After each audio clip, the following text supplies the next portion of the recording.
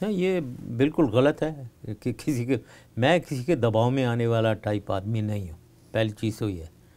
और एक हमारी आदत बनी हुई है कि जो छोटा सा कहीं कोई कुछ भी होता है एकदम अमेरिका ने कहा होगा, कोई अमेरिका इतना नहीं कह रहा होता है।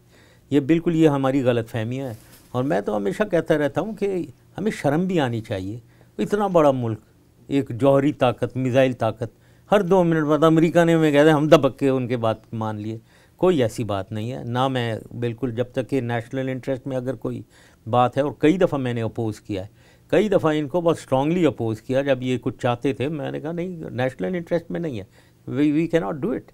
सो वो मानते हैं। जब आप कहें ना नेशनल इंटरेस्ट में नहीं है और मैं नहीं करूँगा, मान जाते हैं। तो हम खामखा ये हम खुद ही अपनी मीडिया में प्रोजेक्ट करते रहते हैं कि वो दबाव हुआ। कोई मुझ पे दबाव नहीं था।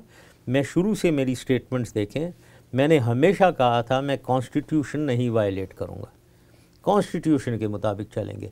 मेरे इलेक्शंस आए तो कोई कुछ कह रहा है, कोई कुछ कह रहा है, मैंने कहा देखें कॉन्स्टिट्यूशन में जो लिखा हुआ है उसको स्ट्रिक्टली मैं अबाइड करूँगा। और कॉन्स्टिट्यूशन में लिखा हुआ था कि 2 और 3 महीने के दरमियान में प्रेसिडेंशियल इलेक्शन होने चाहिए जब उनके टेन्योर पूरा होता है, वही मैंने किया। फिर मैंने कहा वर्दी मैं उतारूँगा एग्जैक्टली कॉन्स्टिट्यूशन के मुताबिक। 5 साल पूरे हुए, वर्दी उतार दिया मैंने। और इलेक्शन में एक्चुअली तो मैं दिसंबर 1 और 2 वीक में करवाने थे मैंने।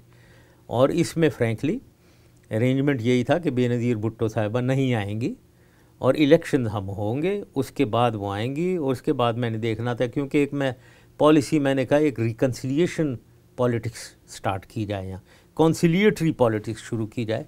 तो फिर मैं सोच रहा था कि नवाज़ शरीफ को भी देखा जाए, ज़रा वापस बुलाया जाए अगर इनको ये आते हैं, ताकि एक stable political transition, 3rd stage transition जिसको मैं कह रहा था वो हो। तो आपने जो इंटरनल सिचुएशन को देखते हुए आपकी ये खुद पॉलिसी, आप अपने महरक़ात ये थे कि ये देखते हुए you had to stabilise the internal situation and widen the base. अपनी मर्जी से और कैलकुलेटेड और कंसिडर्ड तरीके से कर रहा था मैं। I think I will be a miss, हालांकि क्योंकि आपने कहा कि आपने वर्दी 5 साल हो गए, लोग ये उनके जहन में सवाल ये होगा, मगर जब 2004 में भी आपने वादा किया था कि उस वक्त उतारेंगे, मगर उस वक्त आपने नहीं उतारी।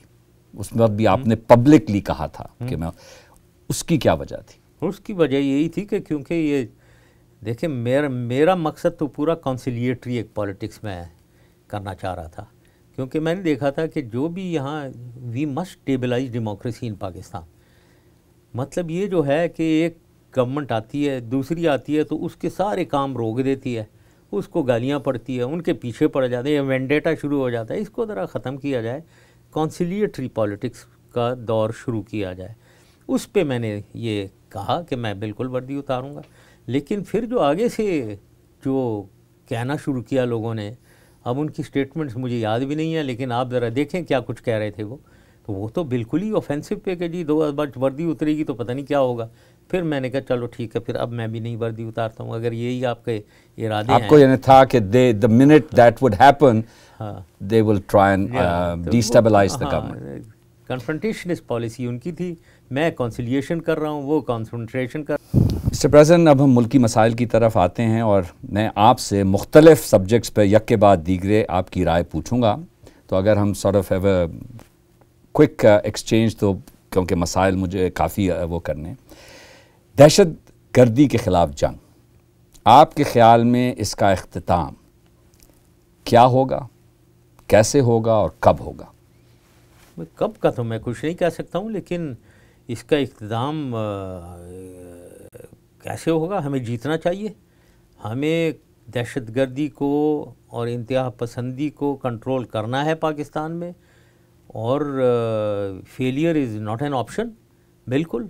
तो हमें चाहे जो कुछ भी फोर्स इस्तेमाल करनी हो, जो कुछ भी हुकूमत की तरफ से चाहिए, जो कुछ आर्म्ड फोर्सेस की तरफ से चाहिए, वो करना चाहिए। और पॉलिटिकल प्रोसेस और सोशियो इकोनॉमिक जो है, ये लॉन्ग टर्म स्ट्रेटजी है। जो लॉन्ग टर्म पर्सपेक्टिव है इसका, उस पर ज़रूर नज़र डालना है। वो पॉलिटिकल है, ये तालिबान से पॉलिटिकल कैसे किया जाए। जो पश्तून ये हमारे ट्राइबल एजेंसी में जो हैं हमारे भाई, जितनी भी ट्राइबल एजेंसीज़ हैं उनको वीन अवे किया जाए एक्सट्रीमिस्ट और टेररिस्ट से। सोशियो इकोनॉमिक साइड जो है वो बहुत इम्पॉर्टेंट है, क्योंकि ये टेररिज्म जो है, ज़्यादातर ये सुइसाइड बॉम्बिंग जो है, they are result of poverty and illiteracy.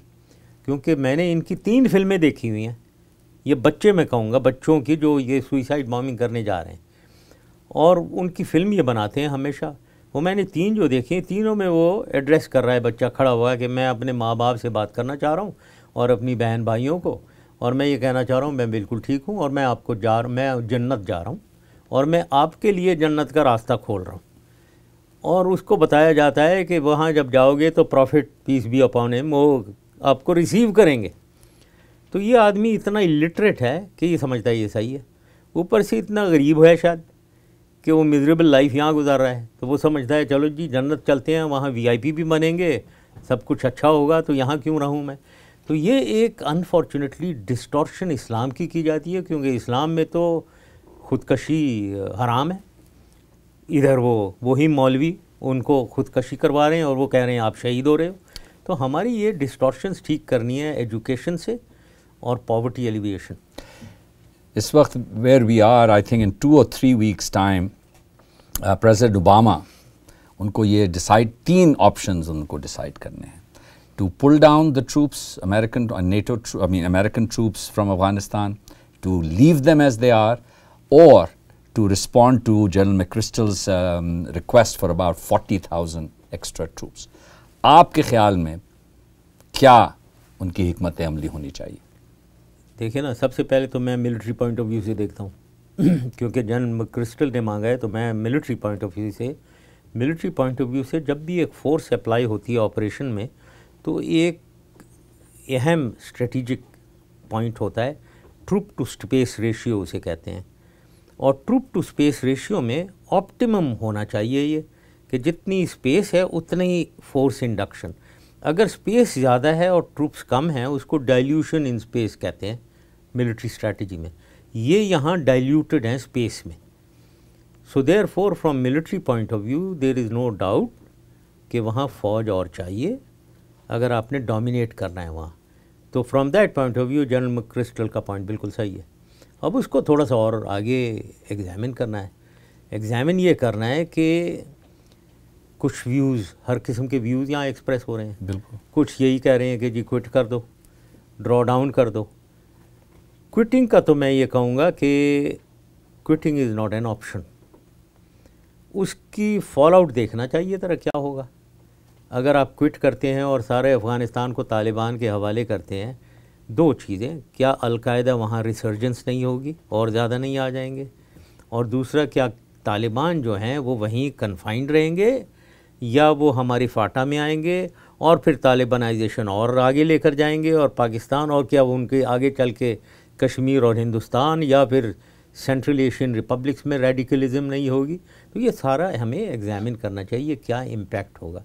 मेरी नज़र में हमें वहाँ एक वायबल क्रेडिबल गवर्नमेंट जब तक हुकूमत वहाँ अफ़गानिस्तान में हम नहीं बिठा देंगे, और अलकायदा को एलिमिनेट करना चाहिए और तालिबान के हवाले से एक डोमिनेंट पोजीशन पे होना चाहिए, और फिर एक पॉलिटिकल अप्रोच के ज़रिए इसको सॉल्व करना चाहिए प्रॉब्लम को।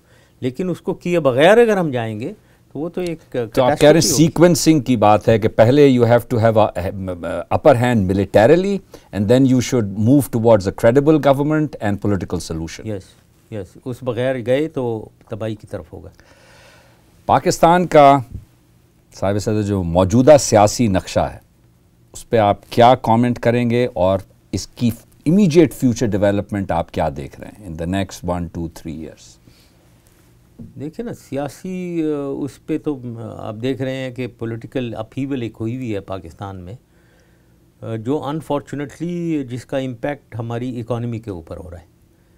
इकॉनमी बिल्कुल नीचे की तरफ चली जा रही है बिकॉज लोग जो हैं एक डिस्पोंडेंसी, एक होपलेसनेस और घबराहट का शिकार हो गए हैं, इतना ज़्यादा कि लोग भागना चाह रहे हैं पाकिस्तान से। इसकी क्या वजह है मिस्टर प्रेसिडेंट, योर ओपिनियन क्या वजह?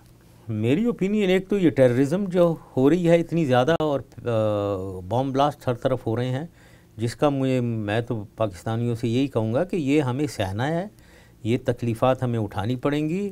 फ़ौज एक्ट कर रही है। Let us have faith in our government and in the army that we will इंशाल्लाह ताला control these terrorist and extremist and win against them.